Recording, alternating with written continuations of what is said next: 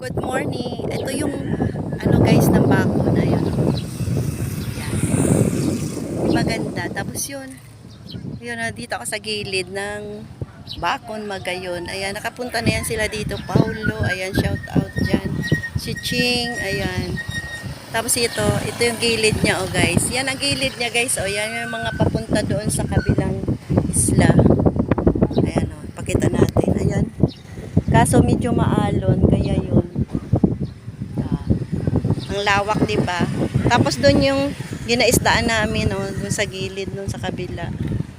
Kasiguran, bakon, ayan. Ito 'yon, andito, dami mga beaches dito. Ayan.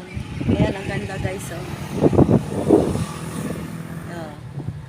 Doon sa kabila, ayan, malalaki ang alon. Tapos yung ganun na sa dulo na 'yon ay Pacific Ocean na 'yan. Doon sa kabila na bundok naman, ayan.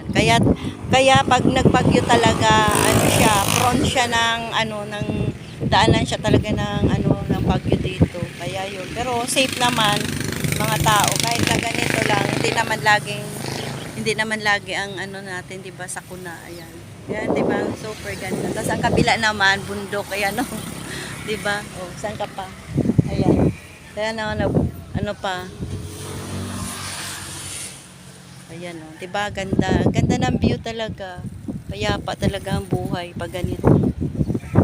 Yung mga fishing, ayan, oh, sa gilid niya. Kaya see you again my next upload. Ayan, nandito ako ngayon kasi may meeting kami, kaya yon, nag-vlog muna ako. Maglakad ako. 'Di ba ganda?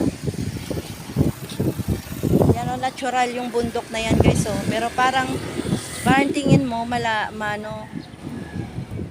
malapit lang pero malayo yan pag naakyatan. Tapos dayon yung kabila naman. 'Di ba? Super ganda.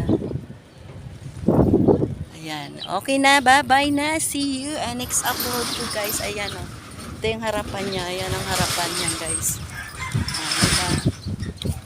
Pero dati daw dito daw dito ang kanilang history daw yon, naubos daw to ang mga daming umakyat daw, daming patay daw dito nung unang nasakuna, kaya ngayon okay na. Yan, mga grahe yan dito. Ang ganda, diba? Yan siya. Yan. Bye-bye na.